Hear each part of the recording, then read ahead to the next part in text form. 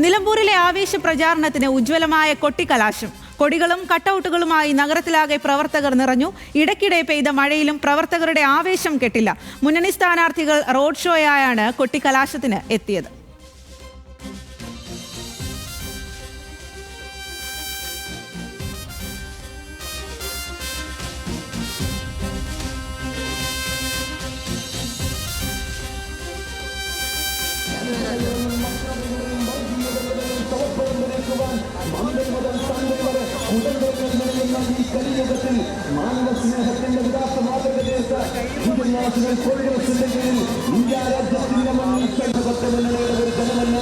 മാറാൻ പോകുന്ന ഈ നിലമ്പൂരംഗത്തിന്റെ പ്രവർത്തനത്തിൽ മലപ്പുറത്തിന്റെ മണ്ണിന് ഈ മലയോര നാടിനെ രോമാഞ്ചമറിയിച്ചുകൊണ്ട് നിരവധി ജനമുന്നേറ്റത്തിന്റെ പരസ്യപ്രചാരണം സമാപിച്ചതോടെ ഇനി ശ്രദ്ധ നാളത്തെ നിശബ്ദ പ്രചരണത്തിലാണ്.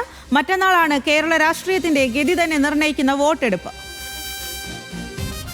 പ്രസാദ് ഉടുമ്പശ്ശേരിയിലേക്കാണ് ചേരുന്നത്. പ്രസാദ്, 21 ദിവസം നീണ്ടുനിന്ന പ്രചാരണം, ഒരുപാട് കാര്യങ്ങൾ ചർച്ചയായി, ഒരുപാട് അതിനാടകീയമായ സംഭവങ്ങളെല്ലാം അരങ്ങേറി. ഇന്നിപ്പോൾ കൊട്ടിക്കലാശവും കഴിഞ്ഞിരിക്കുകയാണ്. ഇന്ന് അവസാന ദിവസം ഓരോ വോട്ടും ഉറപ്പിക്കാനുള്ള ശ്രമത്തിൽ തന്നെയായിരുന്നു മുന്നണികളെന്ന് മനസ്സിലാക്കാം. വളരെ വാശിയേറിയ രീതിയിലാണ് ഈ കൊട്ടിക്കലാശം നടന്നത്. ഇനി വാശിയേറിയ പോരാട്ടത്തിന്റെ ദിവസമാണ്. നാളെ ഒരു ദിവസമാണ് നിശബ്ദ പ്രചരണത്തിനായി ബാക്കിയുള്ളത്. ഇന്നത്തെ അവിടുത്തെ കാഴ്ചകൾ എങ്ങനെയായിരുന്നു?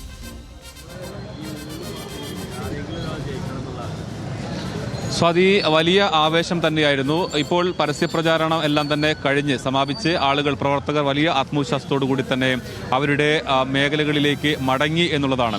രാവിലെ മുതൽ തന്നെ നമുക്ക് ഓരോ ആളുകളും ഇപ്പം മടങ്ങിപ്പോയ പ്രവർത്തകർ അവർ ജയിക്കുകയോ തോൽക്കുകയോ എന്തു വേണമെങ്കിലും ആകട്ടെ, പക്ഷെ അവർ നടത്തിയിട്ടുള്ള പ്രചരണം എന്ന് പറയുന്നത് വലിയ ആത്മവിശ്വാസം അവരിൽ ഉണ്ടാക്കിയിട്ടുണ്ട്. അത് എത്രത്തോളം ഫലപ്രദമാകുമെന്നെല്ലാം തന്നെ നമുക്ക് കാത്തിരിക്കാം. നമുക്ക് നമ്മളുടെ റിപ്പോർട്ടർമാരെല്ലാം നമ്മളോടൊപ്പം ചേരുന്നുണ്ട്.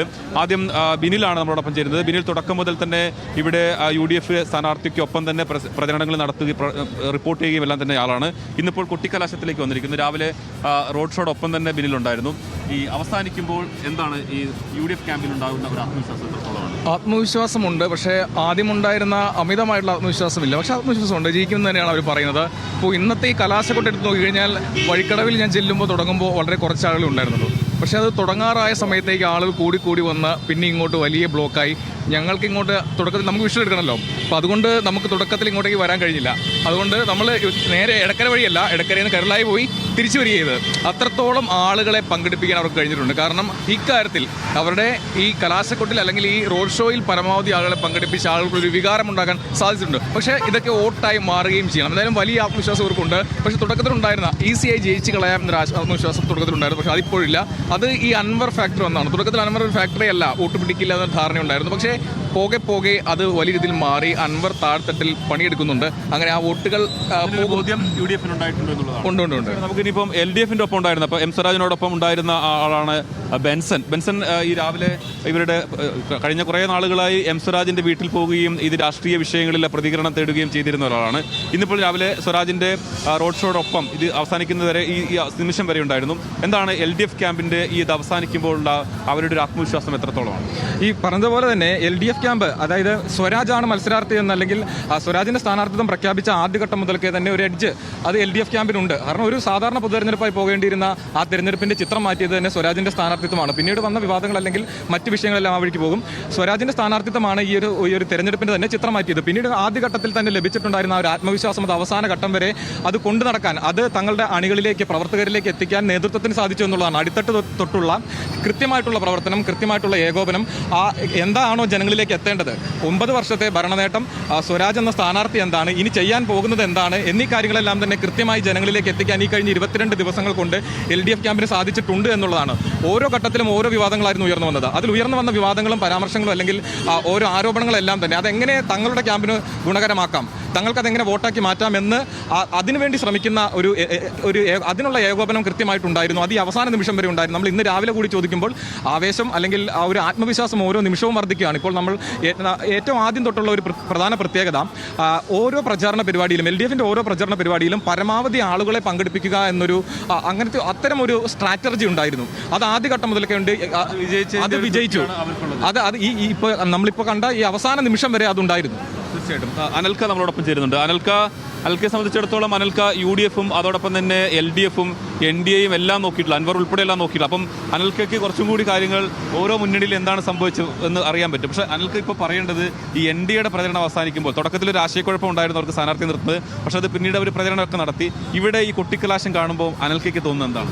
അതായത് സ്ഥാനാർത്ഥി പ്രഖ്യാപനത്തിൽ NDA ക്യാമ്പിന് ഒരു ആശങ്ക ഉണ്ടായിരുന്നെങ്കിലും കൊട്ടിക്കലാശം ആദ്യം തുടങ്ങിയത് NDA ക്യാമ്പിൽ നിന്നാണ്. നമുക്ക് മറ്റെല്ലാ മുന്നണികളും ഈ നിലമ്പൂർ ടൗണിൽ എത്തുന്നതിന് മുമ്പ് 2 മണിക്ക് NDA ടീം, അതായത് BJP പാർട്ടി പ്രവർത്തകരൊക്കെ യുവാക്കളും കുട്ടികളും മുതിർന്ന സ്ത്രീകളും ഉൾപ്പെടെ അവർ ആ 2 മണിക്ക് വന്നിട്ട് കൊട്ടിക്കലാശം ആദ്യം അവരും അവിടെ എത്തിയത്. പക്ഷേ ഈ തെരഞ്ഞെടുപ്പുമായി ബന്ധപ്പെട്ടാണെങ്കിൽ ഇന്ന് രാവിലെ വരെ നമ്മൾ ഈ NDA സ്ഥാനാർത്ഥി സംസാരിക്കുന്ന അദ്ദേഹം ഈ എടക്കര, അതേപോലെ പോത്തുകൽ, ചുങ്കത്തറ ഭാഗത്താണ്. അതായത് രാവിലെ വരെ അദ്ദേഹം അതായത് മറ്റ് 3 മുന്നണികളെ അപേക്ഷിച്ച് അതായത് പരസ്യമായിട്ടുള്ള വോട്ട് പിടുത്തത്തിലേക്ക് പോകാതെ, അതായത് വോട്ട് കിട്ടുമെന്ന് ഉറപ്പുള്ള സ്ഥലങ്ങളിലേക്ക് മാത്രം, അല്ലെങ്കിൽ അത്തരം കേന്ദ്രങ്ങൾ ശക്തി മെച്ചപ്പെടുത്തുക എന്നുള്ളത്, അതായത് വോട്ട് ഷെയർ വർദ്ധിപ്പിക്കുക എന്നുള്ളതാണ് അവർ ഉദ്ദേശിക്കുന്നത്. ഇപ്പോൾ 2024 ലോക്സഭാ തിരഞ്ഞെടുപ്പിൽ വയനാട് മണ്ഡലത്തിൽ മത്സരിച്ച കെ സുരേന്ദ്രൻ നിലമ്പൂരിൽ നേടിയ 15,500 വോട്ടാണ്. ആ വോട്ട് ഷെയർ കൂട്ടുക എന്ന ലക്ഷ്യം മാത്രമാണ് ഈ BJP, പ്രത്യേകിച്ച് NDA ഈ തെരഞ്ഞെടുപ്പിൽ ഉദ്ദേശിക്കുന്നതെന്നാണ് ഈ കൊട്ടിക്കലാശം കാണുമ്പോൾ അങ്ങനെ ഒരു സൂചന തോന്നുന്നുണ്ടോ? തീർച്ചയായും. ഈ അവസാനത്തേക്ക് എത്തിയ സമയത്താണ് BJPയുടെ പ്രധാനപ്പെട്ട നേതാക്കളൊക്കെ തന്നെ ഈ നിലമ്പൂർ മണ്ഡലത്തിലേക്ക്, ഇപ്പം ഈ മുരളീധരൻ ഉൾപ്പെടെയുള്ള നേതാക്കന്മാർ എത്തിയത്. അവർ മറ്റ് പാർട്ടികളെ അപേക്ഷിച്ച് 2 ദിവസം മുമ്പ് തന്നെ ഈ കൊട്ടിക്കലാശത്തിന് 2 ദിവസം മുമ്പ് നിലമ്പൂരുമായി ബന്ധപ്പെട്ട പ്രകടന പത്രിക സമഗ്ര മേഖലകളെ സ്പർശിച്ചുകൊണ്ട് വന്യജീവി ആക്രമണം അങ്ങനെ ആസിഫ് കൂടി നമുക്ക് എല്ലാവരിലേക്കും പോകേണ്ടതുണ്ട്. അതുകൊണ്ടാണ് ആസിഫിലേക്ക് വരുന്നത്. ആസിഫ്, ഇന്നിപ്പം നേതാക്കന്മാരെല്ലാം തന്നെ അവരുടെ പരസ്യ പ്രചാരണത്തിൻ്റെ സമാപന ദിവസം അവരുടെ അവസാനത്തെ അതുമായി ബന്ധപ്പെട്ടുകൊണ്ടുള്ള ആത്മവിശ്വാസവും പ്രതീക്ഷയും എല്ലാം പങ്കുവെക്കുന്നത് കണ്ടു. VD സതീശൻ പറയുന്നുണ്ട്, ഇപ്പോൾ ഇന്നിപ്പോൾ LDF convener TP Ramakrishnan, A Vijayaraghavan, PMS എല്ലാം ആസിഫ് തന്നെ നേരെ പോയി കണ്ടതാണ്. അപ്പം ഇവരുടെ എല്ലാം തന്നെ നമ്മൾ നോക്കുമ്പോൾ ഏത് തരത്തിലായിരിക്കും ഇവിടുത്തെ ഒരു പോളിംഗ് സ്റ്റാർട്ട്, അല്ലെങ്കിൽ എങ്ങനെയായിരിക്കും ഇത് വരാൻ പോകുന്നത്, അല്ലെങ്കിൽ ഏത് തരത്തിലായിരിക്കും നേതാക്കന്മാരെയൊക്കെ ഇത് ബാധിച്ചിട്ടുണ്ടാവുക? ശരിക്കും പറഞ്ഞാൽ ഇരുമുന്നണികൾക്ക് നല്ല പ്രതീക്ഷയുണ്ട്. കാരണം അതിന് കൃത്യമായ കാരണങ്ങളും അവർക്കുണ്ടെന്നുള്ളതാണ്. ഇപ്പോൾ UDF-ന് കൃത്യമായ അവരുടെ ഭൂരിപക്ഷം പോലും 15,000-ൽ കുറയാത്ത ഭൂരിപക്ഷം എന്ന് UDF പറയുന്നുണ്ട്. കുഞ്ഞാലിക്കുട്ടി അത് പറയുന്നു, അതുപോലെ തന്നെ VD സതീശൻ അത് പറയുന്നു. അതിനവർ പറയുന്നൊരു പ്രധാനപ്പെട്ടൊരു കാരണം ഭരണവിരുദ്ധ വികാരമുണ്ട്, അതുകൊണ്ട് അത് ഞങ്ങൾക്ക് അനുകൂലമാകും. ഈ അൻവർ ഫാക്ടറൊന്നും ബാധിക്കില്ല. അൻവർ പിടിക്കുന്ന വോട്ട് അത് LDF-ന്റെ വോട്ടാണെന്നാണ് UDF-ന്റെ അവകാശവാദം. അതോടൊപ്പം തന്നെ ഈ ഭരണവിരുദ്ധ വികാരം ആ വോട്ടുകളെല്ലാം കൂടി വരുമ്പോൾ ഞങ്ങൾക്ക് വിജയിച്ച് കയറാൻ കഴിയും. പിന്നെ അവരുടെ ഒരു പ്രധാനപ്പെട്ട കാര്യം ഇന്ന് കുഞ്ഞാലിക്കുട്ടി എടുത്തു പറഞ്ഞു, മുസ്ലിം ലീഗും കോൺഗ്രസും തമ്മിൽ മുന്നണിക്കകത്ത് യാതൊരു പ്രശ്നമില്ല എന്ന് അവർ എടുത്തു പറയുന്നുണ്ട്. അത് അണികൾക്കുള്ളൊരു സന്ദേശമാണ്. നിങ്ങൾ പണ്ടത്തെ പ്രശ്നമൊന്നും നോക്കി പോയി മറിച്ച് കുത്തിയേക്കരുത്, നമ്മൾ തമ്മിൽ എല്ലാം സെറ്റാണ് എന്ന് പറയുന്നത്. അതെ, അത് കൃത്യമായിട്ട് പത്രസമ്മേളനത്തിൽ ആവർത്തിക്കുന്നത് അതുകൊണ്ടാണ്. അതാണ് മാധ്യമങ്ങളോട് ഇപ്പോൾ അത് പറയുന്നത്. അപ്പുറത്തേക്ക് അണികൾക്കുള്ള സന്ദേശം കൂടിയാണ്. വാർത്താസമ്മേളനത്തിൽ വലിയ ആത്മവിശ്വാസം തന്നെയായിരുന്നു. ആത്മവിശ്വാസത്തിന് ഏറ്റവും പ്രധാനപ്പെട്ട കാര്യം സ്വരാജിന്റെ സ്ഥാനാർത്ഥിത്വത്തോടുകൂടി വന്ന് ഇളക്കിമറിക്കലുണ്ടായിട്ടുണ്ട്. അത് വോട്ടാകുമെന്ന് പ്രതീക്ഷിക്കുന്നു. അത് ന്യൂനപക്ഷ വിഭാഗങ്ങളിലെ വോട്ടടക്കം അത് LDF-ന് കിട്ടാനുള്ള കുറേ സാധ്യതകൾ അവർ കാണുന്നത് സ്വരാജിന്റെ സ്ഥാനാർത്ഥി കൊണ്ടാണ്, സ്വരാജിന്റെ നിലപാടുകൾ കൊണ്ടാണ്. അപ്പോൾ അങ്ങനെയുള്ള കുറേ ഘടകങ്ങൾ കൊണ്ടാണ് ഇവിടെ നിലമ്പൂരിൽ എന്നല്ല തങ്ങളുടെ ഒരു പാർട്ടി സ്ഥാനാർത്ഥി പാർട്ടി ചിഹ്നത്തിൽ അതേ പറയും. നമുക്ക് ശാന്തകുമാർ കൂടി ചേരുന്നുണ്ട്. ഇപ്പം ഇവിടെ കണ്ടിട്ടുണ്ടാവും, ശാന്തകുമാർ ഇതിൻ്റെ തുടക്കം മുതൽ ഇത് കാണുന്നതാണ്. ഇപ്പം ഇവരുടെ ഈ പരസ്യ പ്രചരണം എല്ലാം സമാപിച്ചു. എങ്ങനെയായിരിക്കാം ഒരുപക്ഷെ ഈ പോളിംഗ് ബൂത്തിലേക്ക് സാധാരണ ഉപതെരഞ്ഞെടുപ്പുകളിൽ പോളിംഗ് ശതമാനം കുറയുകയാണ് ചെയ്യുന്നത്, പക്ഷേ ഇതൊക്കെ കണ്ടിട്ട് കൂടുതൽ ആളുകൾ പോളിംഗ് ബൂത്തിലേക്ക് എത്തുമെന്ന് തന്നെയാണോ നമുക്ക് പ്രതീക്ഷിക്കേണ്ടത്? തീർച്ചയായും അങ്ങനെ തന്നെ കരുതണം. കാരണം 2,32,000-ത്തിലധികം വോട്ടർമാരുണ്ട് നിലമ്പൂർ അസംബ്ലി മണ്ഡലത്തിൽ. പുതിയ വോട്ടർ പട്ടിക വന്നപ്പോൾ അതിനകത്ത് ഇപ്പോൾ നമ്മൾ ഈ പ്രചരണം കാണുമ്പോൾ, ഈ പ്രചരണത്തിലേക്ക് എത്തുമ്പോൾ തന്നെ ഈ തെരഞ്ഞെടുപ്പ് ഉണ്ടാവുമോ എന്നുള്ള സസ്പെൻസുകൾ നിറഞ്ഞ ഒരു തെരഞ്ഞെടുപ്പായിരുന്നത്. ഈ തെരഞ്ഞെടുപ്പ് ഉണ്ടാവുമോ എന്നുള്ള സംശയം, അതിനകത്ത് പഹൽഗാം ആക്രമണം ഉണ്ടാകുന്നു, യുദ്ധത്തിൻ്റെ സാഹചര്യം ഉണ്ടാകും. അതിനുശേഷം ഈ തെരഞ്ഞെടുപ്പിലേക്ക് എത്തുമോ എന്നുള്ള സംശയം ഉണ്ടാകും. പിന്നീടുണ്ടായിട്ടുള്ളത് സ്ഥാനാർത്ഥിയായിരുന്നു. ആദ്യം ആര്യാടൻ ഷൗക്കത്താണോ US ജോയാണോ? UDF-ൽ സസ്പെൻസ് ആയിരുന്നു.